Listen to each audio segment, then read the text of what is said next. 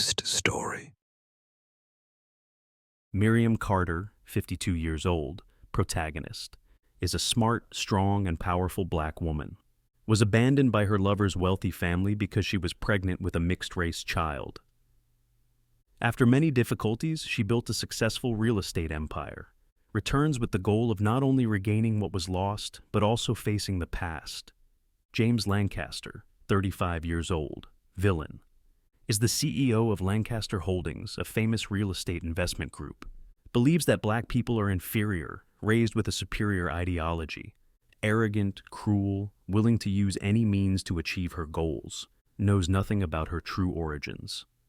Richard Hawthorne, 50 years old, James's ally. A wealthy businessman, a major shareholder in Lancaster Holdings.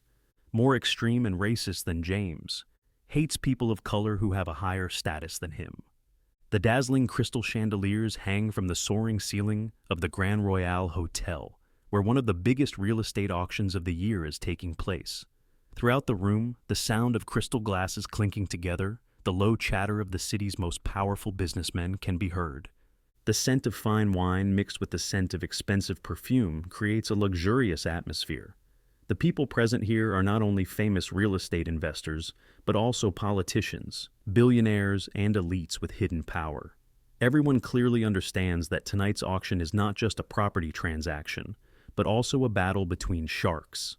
In the front row, James Lancaster, CEO of Lancaster Holdings, one of the largest real estate corporations in the United States, leaned back in his high-end leather chair, leisurely sipping a glass of sparkling red wine from a fine crystal glass. The perfectly tailored black suit that hugged his body, the Patek Philippe watch that sparkled on his wrist, all were symbols of power and wealth. He was no stranger to these types of auctions. The one with the money would win, and James was always the one with the most money in the room. Tonight's auction was especially important to him. The land up for auction was located right in the heart of the city, one of the few remaining prime locations. If Lancaster Holdings won it, James's empire would reach new heights, and in his mind, no one could stop him. Beside James, Richard Hawthorne, one of the major shareholders of Lancaster Holdings, smirked when he saw a black woman enter the room. The room seemed to stand still for a few seconds as the woman entered. She was unlike anyone else in the room, not because she was black, but because her demeanor was so different. She was not afraid. She was not shy. She was not nervous. She was calm, as if she controlled the room. Her black suit hugged her slim figure. Her high heels glided lightly on the marble floor. Her dark hair was tied back in a bun, revealing a diamond necklace around her neck. Everything about her was refined, elegant. But there was one thing that was even more powerful: her eyes.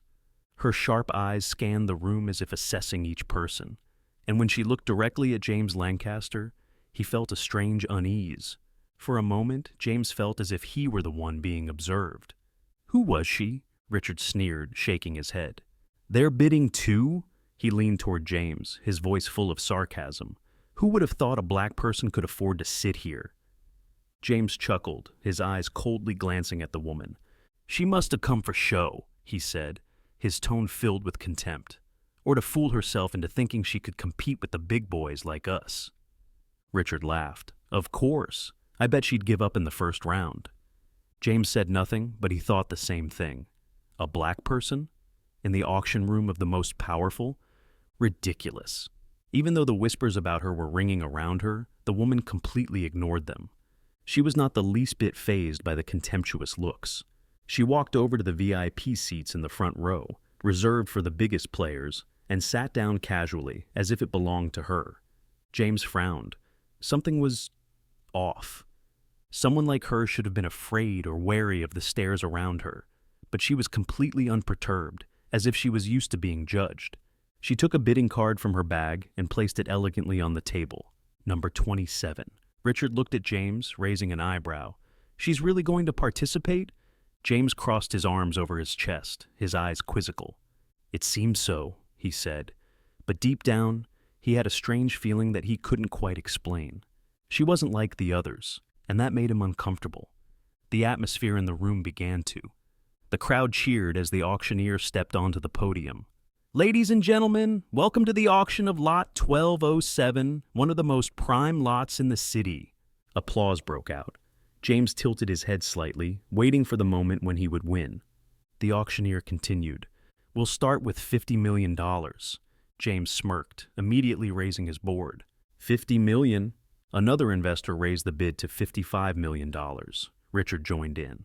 The bid continued to rise.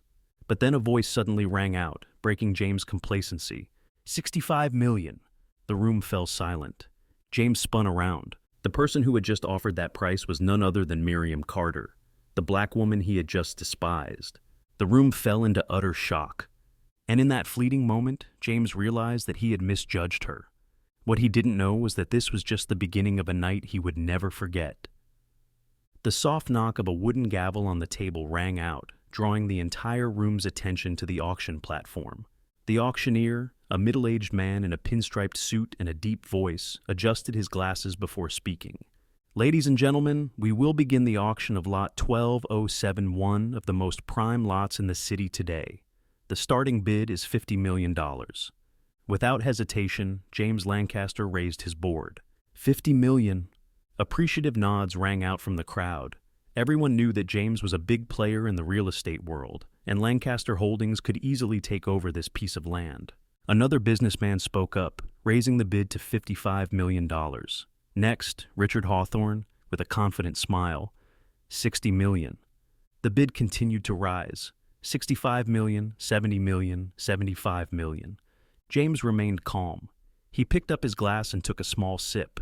He was used to this game. Bidding was not just about money, but also about power. Whoever had the psychological advantage won. He glanced at his opponents, not worried at all, but at that moment, a voice rang out. $80 million! The room froze. A few people turned their heads to confirm who had bid. And then, all stopped at Miriam Carter. Silence reigned for a few seconds, before snickers rang out from a few corners of the room. Some businessmen glanced at each other, trying to suppress their mocking smiles. James lowered his glass, the corners of his lips curling into a cold smile. This is a farce. He tilted his head, lowering his voice to Richard. Who does she think she is?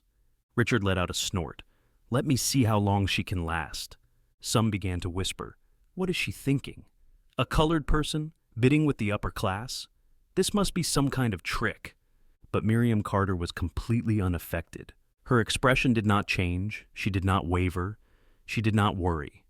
Only her eyes, a sharp glint, as if she was used to these looks. James tilted his head, holding up the board. $90 million. Miriam did not hesitate. $100 million. The room froze. James's gaze grew colder. It was no longer contempt, but wariness. He had thought Miriam was just a dreamer, but her absolute calm made him feel uncomfortable. Does she really think she can fight me? Richard turned to James, his voice harsh. What is she doing? She definitely doesn't have enough money. $110 million, James said, but his voice was no longer arrogant, but challenging. Miriam didn't look at James, nor at anyone else. She just gently raised the board. $120 million. James clenched his fists. He couldn't afford to lose. $150 million, he roared, as if he wanted to end this game immediately.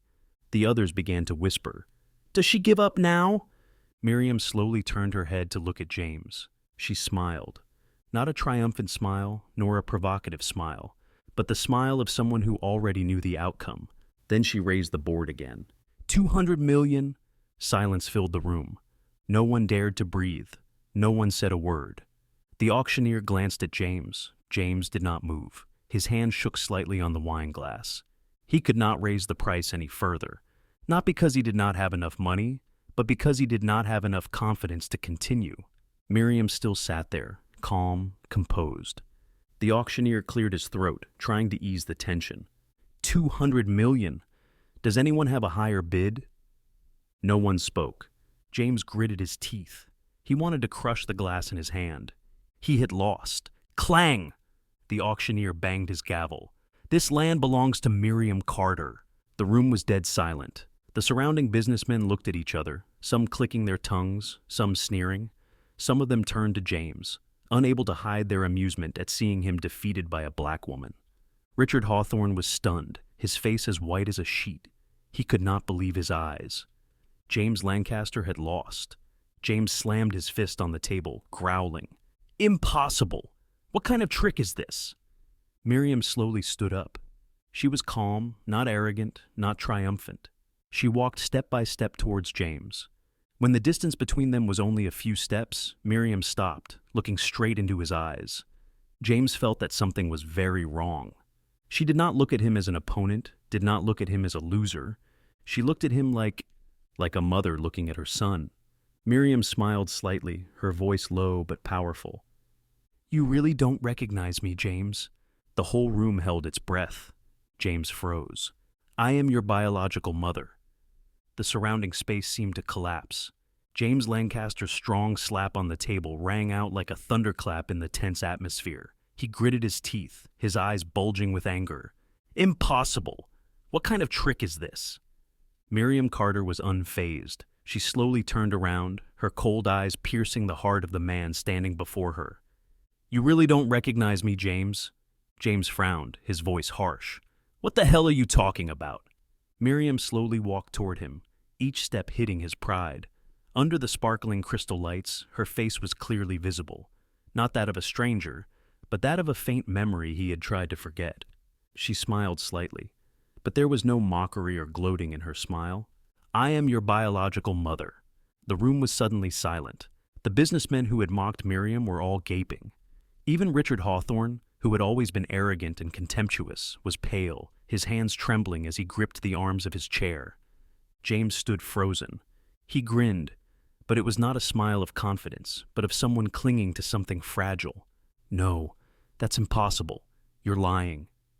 Miriam was unmoved by his reaction. She spoke softly, but each word echoed like a verdict. Why do you think I'm bidding today? Because this land was in my family before the Lancasters took it away. And you know, I'm not just here to take it back. She paused, looking him straight in the eye. I'm here to look my son in the eye. James felt as if his world had collapsed around him. Richard's mouth dropped open, trying to sort out the thoughts swirling in his head. James, is she telling the truth? James trembled. Distant memories began to flood back. Faint images of a woman with a warm smile holding him, singing softly to him at night. But then, those memories were replaced by the angry figure of his father, who had taught him that Lancaster blood was pure and that people of color were inferior. He had believed that all his life. And now, Miriam Carter stood before him, shattering all those beliefs with a single sentence. He was a half-breed. James took a step back, but his legs felt weak as if he couldn't stand. He felt a cold sweat run down his spine, his hand gripping his wineglass so tightly that it almost broke. He had spent his life trampling on people of color, proving that he was a pure Lancaster. But it turned out he was one too. Miriam stepped closer to him, her voice soft but carrying more weight than 1,000 words. You can continue to live a lie, or you can face the truth. James wanted to scream, to deny, to destroy everything, but he couldn't, because deep down, he knew it was the truth. The people around him looked at him curiously, waiting for his reaction. Some laughed. Some no longer considered him an ally. The one who had once been at the top was now a laughingstock. At that moment, another businessman from the VIP row stepped forward. Sir Adam Whitmore, chairman of Whitmore Enterprises, one of Lancaster Holdings' biggest rivals. He looked at Miriam with respect, then gently shook her hand. It's an honor to see a strong woman like you win. I hope we can work together in the future. James's eyes widened. Whitmore Enterprises had long been a partner that Lancaster Holdings had wanted to work with, but had always refused. And now, they were willing to work with Miriam Carter, the woman he had despised all evening. Richard paled, leaning down to whisper in James's ear. We need to sign Whitmore to save the company from financial crisis. But if they sign Miriam, we're done for. James felt suffocated. He had not only lost an important piece of land, he was losing the future of Lancaster Holdings. Miriam smiled, her eyes calm. She didn't need revenge, because James had ruined himself. James looked at Miriam one last time. He wanted to say something. He wanted to ask her why she left him. He wanted to beg her to help him save the company. But he couldn't. because now he was no longer in a position to command her. She was no longer the one he despised. She had become the victor. Miriam looked at him with eyes that, not of hatred, but of regret. "You could have been different, James," she said softly, and turned to leave the room. James stood frozen, watching her retreating figure, and for the first time in his life, he felt empty. This story is not just a dramatic twist, but also a profound reflection on prejudice and self-perception. James Lancaster spent his life denying parts of himself, trying to prove that he belonged to the upper class, where people like him believed that the color of one's skin could determine one's worth. But in the end, the truth was always there, waiting for him to face it. We live in a world where prejudice can be hidden, but never truly gone. It exists in the contemptuous looks, in the seemingly harmless comments, in the way people judge each other based on a superficial trait rather than their true abilities. James believes that power lies in position, that people like him will forever rule. But he has forgotten an important rule of life. You can deny the truth, but you cannot change it. Miriam Carter has no need for revenge, because she has no need to prove anything to anyone. Her success, her steadfastness, is the strongest answer to all those who have despised her. She has not only reclaimed her stolen property, but also won justice. James's story is a warning to all of us. Have you ever underestimated someone because of their appearance, background, or skin color? Have you ever believed that power is immutable and belongs only to certain people? Have you ever thought that the person you look down on today could be the one who decides your future tomorrow? Let's discuss. What can you learn from this story? If you were James, what would you do when faced with the truth? Share your thoughts in the comments.